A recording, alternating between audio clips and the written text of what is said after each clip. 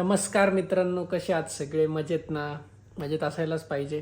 तर आज आपण अशा टॉपिकवर बोलणार आहे मित्रांनो, की वे प्रोटीन जी नावाचं प्रोडक्ट आहे, आपल्या कंट्रीमध्ये ज्याचे मिथ्स तयार झालेले आहे, की वे प्रोटीन घेतलं पाहिजे, नाही घेतलं पाहिजे, त्याच्यात स्टेरॉइड असतात, डब्बा घेतोय तू, डब्बा घेतलं की तू फुगशील, नंतर सो अँड सो तुमच्या मार्केटमध्ये जेवढ्या पण न्यूज पसरलेल्या आहे मित्रांनो, त्या सगळ्या ज्या न्यूज आहेत त्या म्हणजे फेक नाही म्हणू शकत आपण. बरेच असे काही ब्रँड्स आहे की जे फेक इन्ग्रेडियंट्स वापरतात वे प्रोटीनमध्ये, त्याच्याने लोकांना त्रास होतो.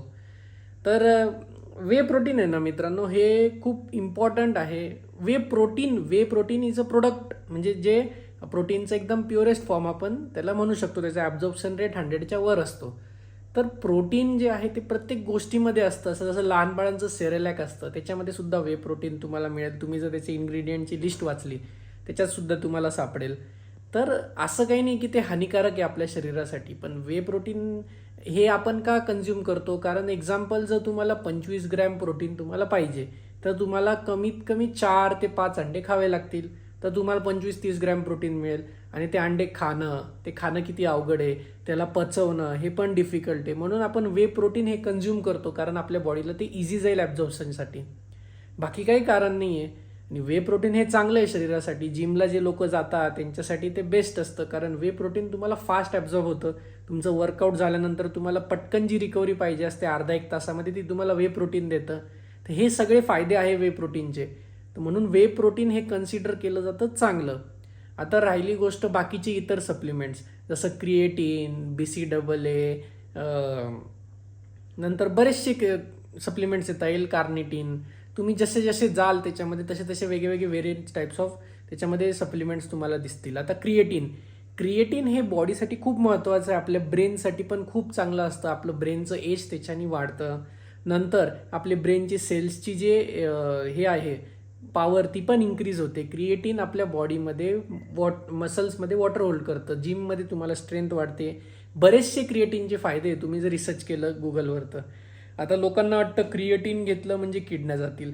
असं नाही आहे. क्रिएटिन घेतलं तर किडन्या कशा जातील मित्रांनो? क्रिएटिन जर तुम्ही घेताय तर ओके, ऑब्वियस आहे की तुमच्या किडनीवरती लोड येतं, कारण तुम्ही हेवी प्रोटीनवर असता. मग तुम्ही क्रिएटिन लोड करता, ते प्रोसेस करायला किडनीला लोड येतो. तर त्या गोष्टीसाठी तुम्हाला वॉटर इंटेक थोडासा वाढवावा लागतो. लोकांनी कसं नाव दिलेलं आहे की क्रिएटिन तुम्ही घेतलं तर तुमच्या किडन्या जातील.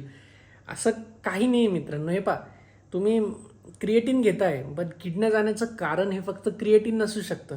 किडन्या जाण्याचं कारण बरेच असतं, की हेवी सोडियम इंटेक, तुम्ही जेवण करता, जेवणावरतून जे सॉल्ट टाकता ना तुम्ही, ते खूप हानिकारक असतं बॉडीसाठी. नंतर पाणी कमी पिणं. आता बट ऑब्वियस आहे, तुम्ही जिम करता, हेवी प्रोटीनवर असता, सप्लिमेंट्स वापरता, क्रिएटिन लोड करता बॉडीमध्ये, आणि मग नंतर तुम्ही पाणी कमी पिता, सोडियम इंटेक जास्त करता, स्लीप प्रॉपर ठेवत नाही, मग वॉशरूम लागली तर तुम्ही कंट्रोल करून ठेवता जास्त वेळ. तर या सगळ्या गोष्टींनी किडनी जाईल. आणि नंतर डॉक्टर्स किंवा काही लोक काय म्हणतात की तुमची किडनी सप्लिमेंट्समुळे गेली.